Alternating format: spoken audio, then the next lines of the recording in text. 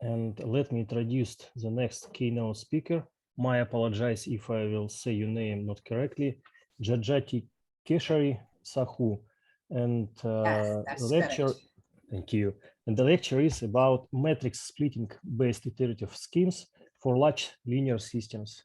Please, we see your screen, so we may start. Yeah, thank you. Good evening to all. So my talk will be on matrix splitting based iterative methods. So mainly solving for large systems. So my outline of talk will be, I'll start with a brief introduction, why we require these iterative schemes. Then I'll explain with one published work with my students, PhD students. Then I'll explain with one practical problem with numerical examples. I'll explain how this method works with the real life models. So for starting with this linear system, so that will be, we can represent as a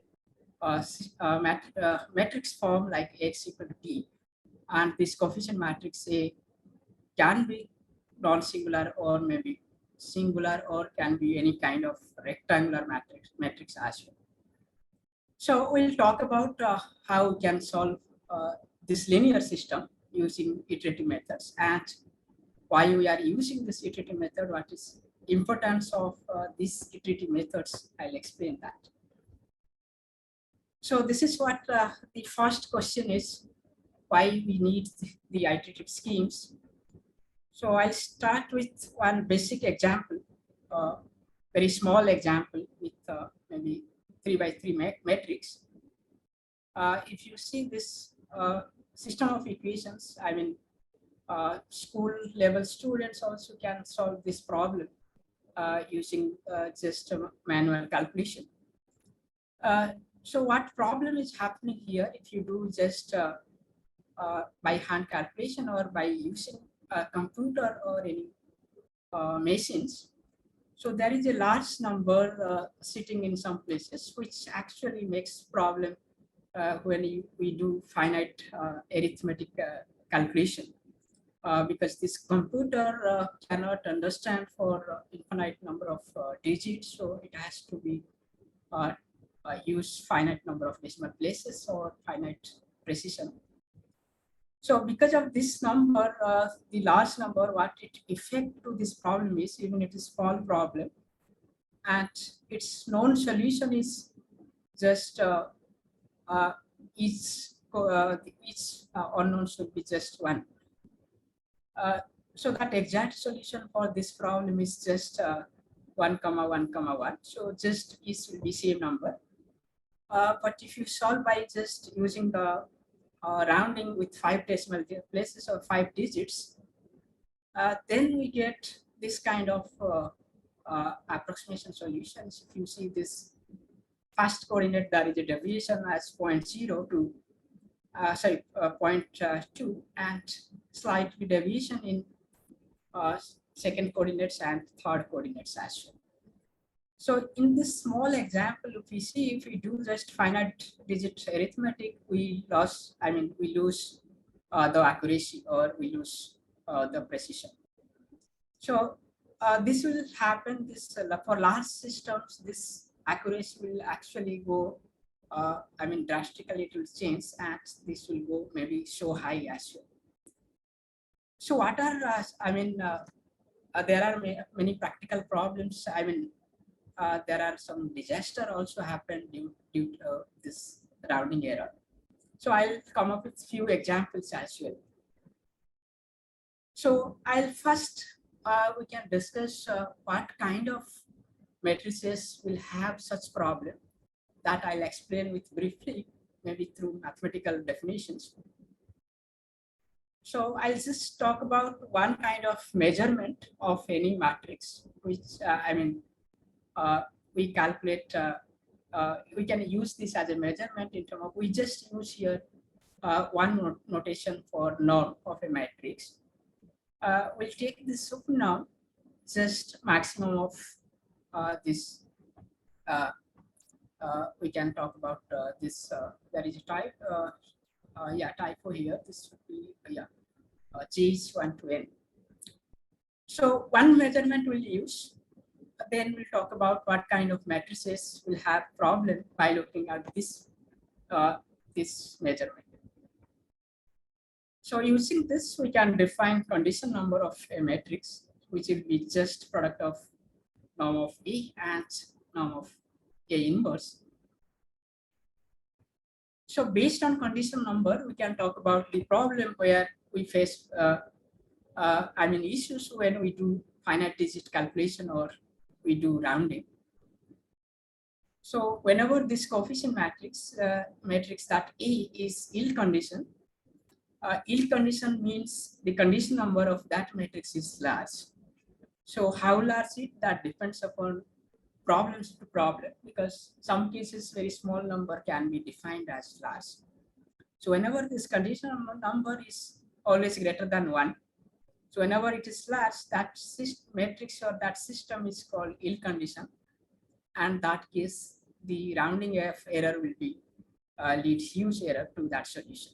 That means if you change little bit in your known vector P, then there will be a huge changes to that solution. So this is also used like ill-posed problem in many partial differential people who work on partial differential equation, they use as ill-posed problem whenever this condition number is high. So for this ill condition matrices, the inverse actually, the classical inverse, if you use any software, say MATLAB or Mathematica, that result will not be accurate. It gives some kind of different values in that inverse, but that is not accurate.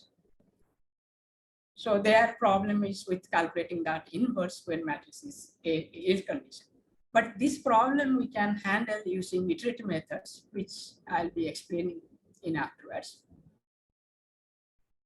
So there are disasters I have taken from internet, just 2 examples that happened due to this finite digit calculation or rounding error. So there was in 91 this Saudi Arabia in that war. Actually, they failed to track that incoming missile. So that actually, fell down with their soldiers. So that leads like 28 deaths, and of course, there are several injuries. Just due to this finite digit arithmetic calculation, and this problem was based on binary digits like 0 or 1, and that calculation is due to rounding that actually they cannot predict properly, and that results this problem. Similarly, there are another problem. I just mentioned one problem. This also like launching a missile. So there also that missile actually exploded within 40 seconds of the launch, and that fell down there itself. So that expenses that cost around 7 billion plus that making cost or that cargo is about 500 million. So there are a lot of, they suffer cost due to that finite digits calculation. So there are few problems where, they could not predict accurately due to the rounding error or finite digit calculation. So sometimes this usual calculation or multiplication doesn't work, and this iterative method also works well some problems, but not all. So I'll talk about little mathematical what is happening and what are the first iterative methods in this setup. So I'll talk about just for a square matrix where coefficient matrix is a n by n matrix. And the first 2 methods which developed very late, this is by two famous mathematicians, Jacobi and Gauss-Seidel. So that Gauss-Seidel, actually that problem is not completely solved by Gauss. So then his student Seidel is actually come up with that formula, which after that named as Gauss-Seidel iterative scheme. So what these two schemes are, for any matrix, we have always three standard decomposition as like its diagonal and lower triangular and upper triangular. So any matrix, you can always split these three forms. D is just diagonal of that matrix A. L is just negative of lower part of A, lower triangular matrix of A. And similarly, U is negative of that upper part of coefficient matrix A. So if you split this A as this way, we can, while solving X equal to B, we can write it as this form. And from there, we get as dx is something like that. And from here, we can get X will be in this form. And this is where that iterative scheme is generated. So we can generate the iterative scheme as in this form. And this T, we call it as iteration matrix. And the convergence of this scheme is mainly dependent upon this matrix T. So that I'll explain under what condition this on T, this scheme is actually convergence.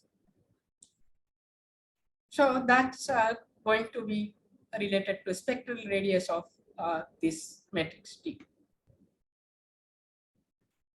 So this scheme is convergent whenever this spectral radius of T is strictly less than 1. In that case, we can assure that this scheme is going to be convergent. Similarly, that Gauss-Seidel is just slightly modification of this problem. So that will be just, instead of taking that D alone, we can take as D minus L to left side, and we can have that X is in this form. So through this, we can generate this iterative scheme as in this form, where only this difference is here, the T is D minus L inverse times. And again, this convergence also is related to spectral radius of T. Whenever that's strictly less than 1, we can assure that it is going to be a convergent scheme. Convergent means it will converge to that solution A inverse T. So again, you have same criteria here. So this condition we can still replace by some other conditions, like this is like a strong condition, strictly diagonally dominant. This condition will be stronger than that spectral radius, or monotone as well. Monotone means just for any non-negative vector, if you get that X is non-negative, means entry-wise, then we can say that this scheme is going to be a convergent scheme. Now this rate of convergence for both cases, we get same rate, and we can talk about how to compare two schemes. When you have for same problem, you have two methods. You should know what are relation between these two, and which scheme is converging faster. That actually more important here, because it takes less time than other schemes. So in this iterative methods, there is always one theorem where you need to look at, you should compare with the existing ranges, or how fast your developed scheme than the existing schemes. So that's what the question is here, which iterative method is converged faster. So of course, among these two, there is no relation in general, but at some cases we can find some relation. So this is only known result is for special class of matrices, like if you have Z type matrices where other than the main diagonal, all entries is non-negative, non-negative, then we can have this comparison result. So this very basic theorems which tells about the comparison between these two very famous old iterative method for solving system of equations. So in first condition, what it says that both methods are convergent, but this Gauss-Seidel is convergence faster than whenever spectral radius is lower or lesser, that is always gives you faster convergence. And other case that gives Gauss-Seidel if divergent, then Jacobi is going to be divergent.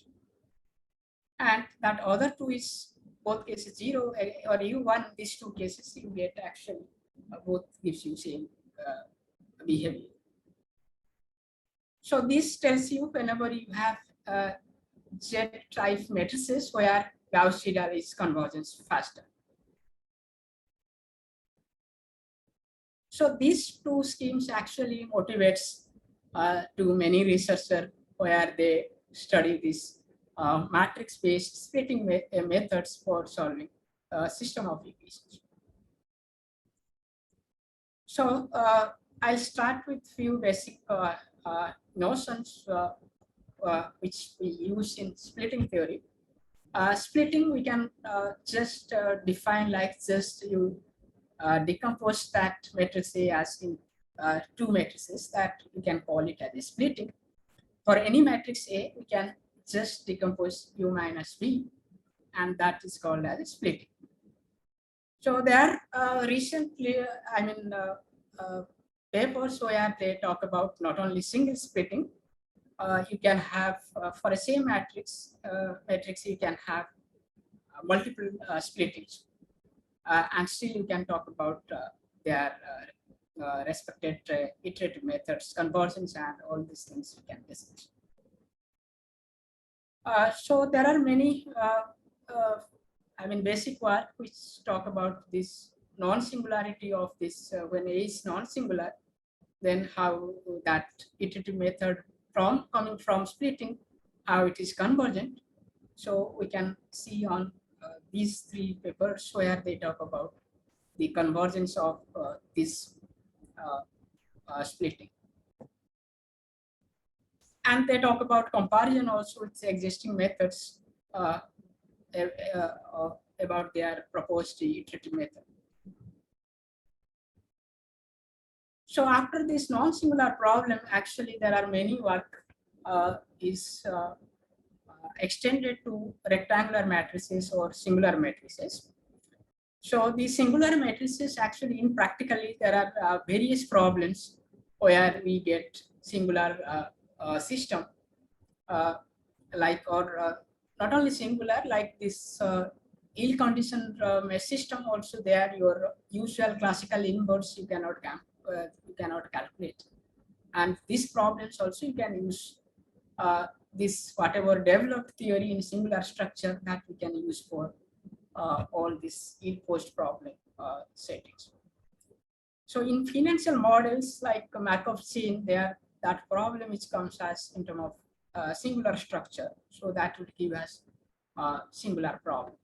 Not only this, there are many partial differential equations in specific to like Poisson equation. Later on I'll give one example of that Poisson equation with some boundary condition, how it leads to a singular problem rather than non-singular system. So there are plenty of practical real life say problems where we get a singular set of system of equations. So there we can talk, we can use this developed splitting theory what we do for singular setup. So to deal with the singular system, there are concepts based on proper regular splitting, or with regular splitting. With some extra condition, we can talk. We can define those splitting with carrying with some extra conditions. So any proper splitting. So I'll define later on what is proper splitting. That basically whenever this range and null condition of this matrix B is equal to A, we call it as a proper splitting. And this notation here, B dagger, this notation is called dagger, which is generalized inverse of that usual classical inverse. I'll define what that inverse is. That is this generalization of our classical inverse.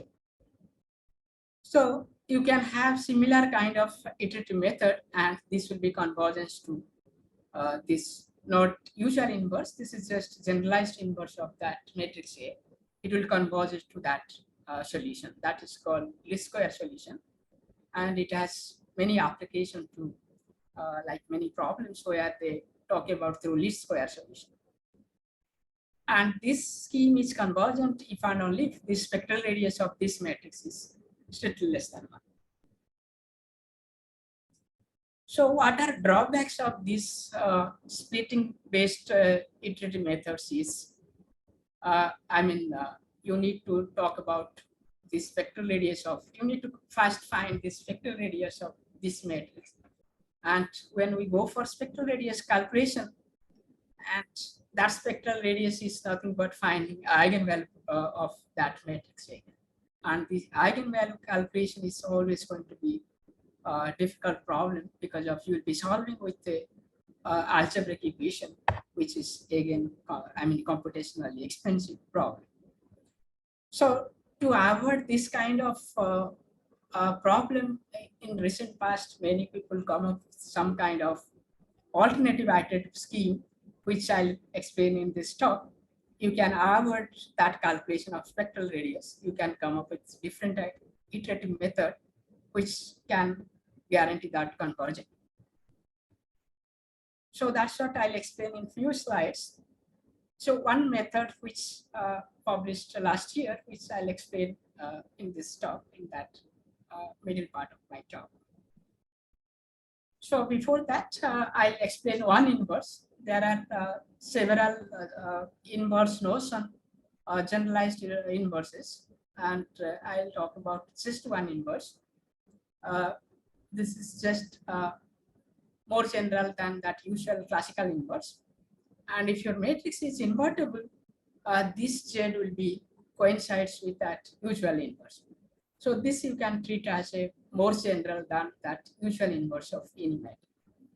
So if the matrix Z, if satisfy these 4 conditions, I'm taking just a real matrix where if satisfy these 4 conditions, then we'll call that set is just more Penrose inverse of matrix A. And we'll be denoting it as in this form, A dagger. This Penrose, I'll just point out here, this is famous mathematician Roger Penrose. He got a Nobel Prize in 2020 in physics subject, but his more contribution in mathematical physics related problems. So this inverse is based on 2 mathematicians, E.W.H. Moore and this Roger Penrose. So, but Penrose more contribution to mathematical physics, and there are a lot of work to generalized inverse. So that's what the splitting has few classifications, like proper splitting if it's satisfied this range and null condition of that matrix A. So there are further classification we call proper regular. If this submatrix you can call it as different submatrix of A. If S dagger is non-negative, means entry-wise, and this T is non-negative. In first case, we call it as proper regular, and second case, you have different condition for that second one where you require S dagger T is not, entry-wise non-negative. Then you can say that this splitting is called weak regular splitting. So what I'll be talking about today, so for a matrix A, I'll consider like 3 different splittings. And I'll take proper splittings, means where range of all this B, X, S is same as A, and all of B, X, and S will be going to be same as null of A. Then using that individual splitting, I'll generate a few different kind of iterative methods. So for first splitting, that respective iterative method, I'll be generate like this, and second case, I'll have this second representation. And third case, I'll have using S and T information, I'll have different scheme. So what I'll do, I'll just combine these 3 and I'll make new schemes just combining all these 3 in a recursive way. So by just putting this equation 5 in that 6 and similarly again 4 in 5, we get a different kind of iterative method, which is where iteration matrix will be like this. My H will be, that is my iteration matrix, and this coefficient QB will be something different matrix. Now we'll talk about the convergence of this iterative method, this equation 7. We'll talk about its convergence, and we'll talk about its comparison with some kind of known ranges. Now, one thing we can here, we can, take a note, this individual splitting, convergence of individual, this does not guarantee with convergence of that alternative. So like if individual scheme is convergent, then even if you combine, it doesn't convergence in general. So by just simply generating also, it will not work. If you simply just combine few things, doesn't work. So, you can take just a simple example where we have like, if you take 3 different splittings, checking convergence, you need to check individual spectral radius, and all cases we get less than 1. But if you look at, when we do combination, combining all these 3, we get iteration matrix is S, where that spectral radius is more than 1. That tells this combining these 3 convergent scheme does not help, and that is not going to be convergent in general. So you need to come up with some kind of other conditions where you can assure that convergent. So one theorem which we proved as like, if you take regular splitting rather just proper splitting, if you take regular splitting, means you need to use that extra condition. So you need to use this extra condition. S dagger is non-negative and T should be non-negative. So if you take that extra condition there, then this all is going to be convergent scheme. So if you split in 3 such way that individually is coming to be proper regular splitting, then and matrix A is semitone matrix. Semitone matrix means this A dagger is non-negative. That case, this combination is always works. And this semitone also sometimes it is strong condition, but we also that relaxed using some preconditional approach, which also we did a little bit after this problem. By adding some, by taking some extra preconditional matrix, we can still avoid that extra condition. And what is like in this second result, what the main contribution we did is, you can compare why that or under what condition that combining 3 is better than combining 2, or combining or just taking as 1. So if we take this extra condition like range and null condition, then you can guarantee that the spectral radius of combining that 3 iterative methods is going to be minimum of any 2 if you pick up. So if you combine any two in this theorem, we have like that it is that spectral radius is combining 3 is better on this condition. If you take this extra condition, then only you can assure that combining 3 is better than if you take any 2 or any single splitting. Further, any finite you can go. Actually, this idea you can extend to any finite iterative scheme and iterative schemes, but then there is a computational input like these conditions and as well as that with proper regular splitting condition also. So I'll start with a few examples like physical models where we can see how we can apply this method and how it is actually numerically behaving. So if you take this is a small example, I'll come up with large size matrices. If you take small example and with this extra condition monotonicity of that A, and this is what actually that semi-monotone of that matrix A. So if you take that 3 splitting of that matrix A, this actually you can have, we developed one mathematical code where we can easily calculate these splittings, not for large system, but some special kind of large system we can have, but small matrices we can find. Now, this case you can at least verify this spectral radius of S, which is like combining 3 splittings, is lesser than if you combine any 2, where you get less spectral radius. Means that it converges faster to that actual solution. Now we can see that time also, time complexity.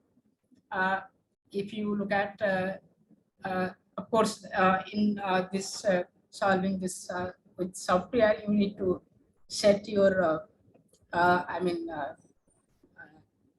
termination stopping criteria, or somewhere it should terminate. If you keep your error is less than 10 power like -9 or 15, where your method is actually your computation actually stops. So n is basically your number of iterations, and this gives you this residual error, and this will be your error when you use approximate solution xk with that least square solution A diver P. So you can see the time it takes for this and number of times, number of iterations it takes for small matrix is very, within less, even not seconds also. You can have this time is in seconds. Mean processing times of, or you can call as mean CPU time. This you can calculate just taking average of after running it few times, which is like very small. Within very quickly you can calculate this approximate solution. Now there are a few examples also you can compare with that. The second table is you can compare with individual splitting to that combining 3, which we call as alternating scheme. You can see how many iterations it takes, and the mean CPU time also you can see it's actually lesser than that individual splitting CPU if you consider. Now I'll talk about one, one problem which in partial differential equation, many people they do using just they have different kind of numerical methods they apply for this kind of problems. But essentially at the end they will be getting one system of equation. So whatever this partial differential equation problems they do, when they discretize this problem, at the end they will be getting one system of equation like Ax equal to B. So they are this matrix theory related stuffs can be applied there whenever they come up with that system of equation. Now this problem, if you take different boundary condition, of course, this case in dirichlet boundary condition, we get non-singular problem. But if you change to different boundary conditions, say Neumann boundary condition, where we get different system of equation that is that's of course that will get similar problem. So with respect to different boundary condition, we get non-singular and singular setups. Depends what condition we take here. So now here, if you discretize this problem, I'll just explain with one very simple method which they use. If you take for these first derivatives, even partial derivatives, if you take a central difference scheme and with uniform grid for both directions, this is a two-dimensional problem. If you take x direction and y direction with same length, then we'll get always a square matrix, Ax equal to B. And this coefficient matrix you get of sizes n square, or if you get order is n square. So you get n square times n square rows and n square columns for that matrix A. So if you just apply finite difference scheme for this problem, and we get a system of equations. With this boundary condition, of course, it gives you non-singular problem. So this matrix has very simplicity, or it has very simple expression. So you get some kind of this piece, you get a tridiagonal matrix where your main diagonal is 4 and to upper and lower diagonal you have some fixed number. Similarly, you have some kind of sparse matrix you get. And here this product is just a Kronecker product. You can calculate this exactly this A with this form. Sorry. So this problem you can solve by this iterative methods as well. So I'll explain what if you apply this alternative iterative schemes. So we have compared with this our result with two known published one. You can see how it performs better. The same problem we validated with just same problem. With these two papers, we just compare with their methodology and whatever they proposed in their paper. So if you see here what we have taken, that size of this matrix, even just normal machine or normal laptop or desktop, you can do at least maybe 4,000 size of your matrix A, because this gives you in square form. N is 40 means your matrix size is 1600 or 1600. You can do also, we experienced with 4,000 order also, still we can deal with normal machines. So here, if you see that alternative method, which is we call three-step scheme, that actually, if you see this processing time, it takes lower than with that two existing method. And of course, this error is similar to each other. This residual error or this approximation to that actual solution, you get maybe quite close to each other. But this processing time is there is a difference between that processing time. So you can vary as large as possible, but it depends upon your machine how large you can handle. But of course, we tested with 4,000 size. Even within 10 minutes, you can do your calculation. So in each cases, we always have shown that this schemes is actually performing better. Now with this graphical with the processing time, also look at we have in continuous graph. You can check for increasing your size matrix. You can see how that three-step is purple one that's sitting on the bottom of these graphs. that always takes less time than with that. One step splitting means just considering one splitting. And direct method means it is just using inverse of that matrix. That inverse calculation is actually, if your size of matrix is n, it takes like n power 3 or nq operations. That's we'll show another graph where how practically what is its number of operations. So if you we plotted this complexity also like number of operations or logarithm time. This DFL slope means this directed method is this number of operations it takes n power 2.8. Actually, theoretically, it is n power 3, but in practically you get close to that, but n power 2.8. But if you see how that number of operations you can calculate, it is actually 3 steps going down. So there we have advantage of faster conversion. So we even we have compared with in terms of time again for these two famous models with that Jacobi and Gauss-Seidel. So both cases also we have verified this alternative is always again sitting at the bottom of the graph. So all the cases this when you combine with a few iterative methods with proper condition, it actually converts faster.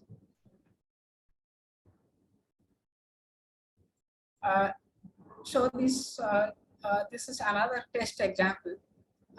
In all cases, we have taken test examples, test matrices, just random matrices, where we also checked with that BFS slope, where you can have like this 3 step is n power 2.3, which is lowest in other methods.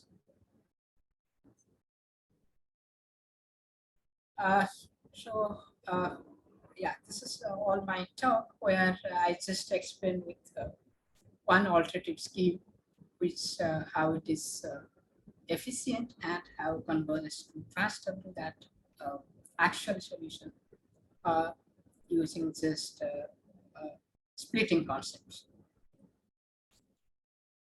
So I'll show few references where actually I have just started few the main references where they talk about splitting related iterative methods.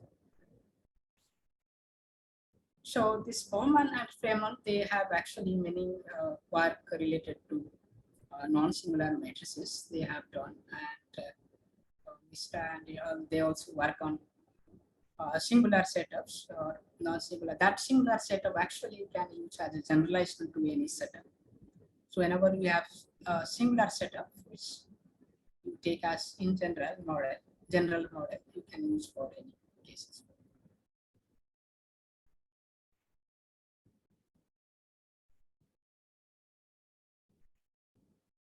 So I'll stop here. If any questions or comments, I'll be able to answer. Thank you very much for your presentation. So we have enough time to discuss everything. If anybody have questions, please ask. Okay, we have a question in our chat. I will read it. What are the limitations of the method? Are there cases when it will work worse or longer?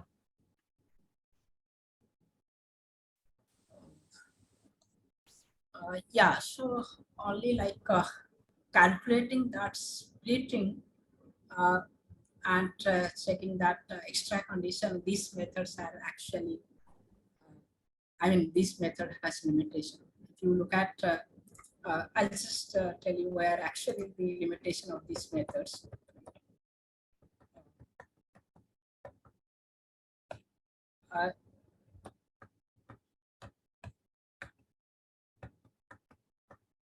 Yeah, so these methods actually main limitation is getting a splitting with this extra condition. Like no, S dagger should be non-negative and G dagger should be non-negative. Finding such splitting is actually not, easy task. So there are many matrices plus size where getting this splitting is very difficult.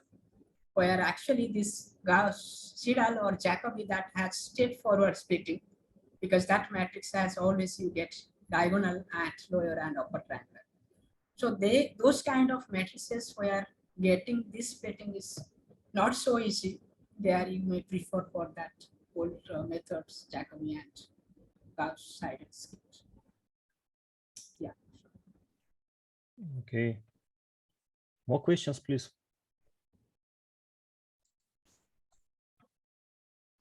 Can I make a question?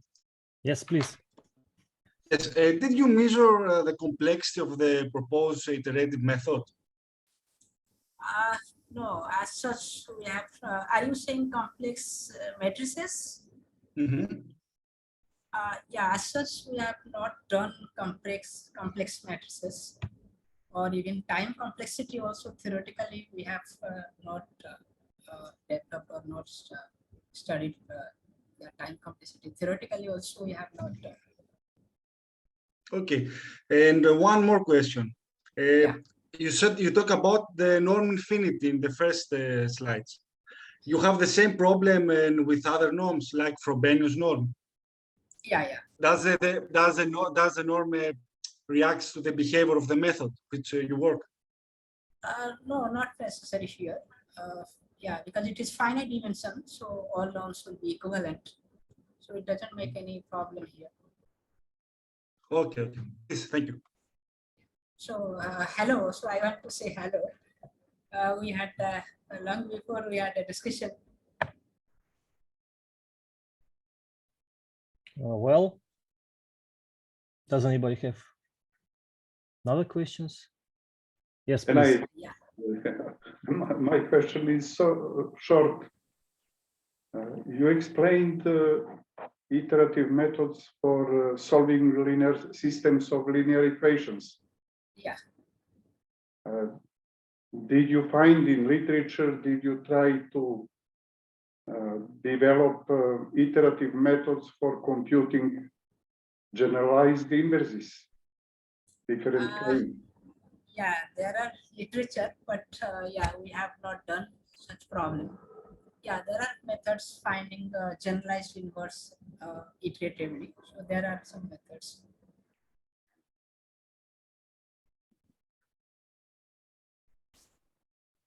It seems that kind of TS splitting you spoke about, one splitting with range and null space can be useful for outer inverses with prescribed range and null space. Yeah. Yeah, so yeah, that can be done. Okay, in any case, it is one possibility to work. Thank you. Thank you. And does anybody have another questions? Okay, maybe I will ask.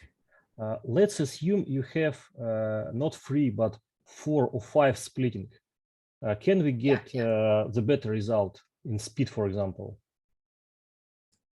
Yeah, so but there is a computational,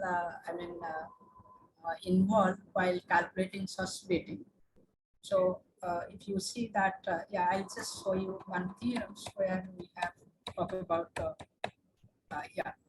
So in this results like theorem second, if you get with this condition, extra condition, this combining 3 is going to be better. So in 4 case, you have to come up with certain conditions where you can claim that combining 4 also be better. Okay. So you can go with finite splitting. So there are multi-splitting methods already there. They can go with some finite number of splittings. And next question, because we use iterative method for solving equations, can we use approximate splitting? Maybe this splitting will be incorrect, but in iterative method will be compensated by iterations. Yeah.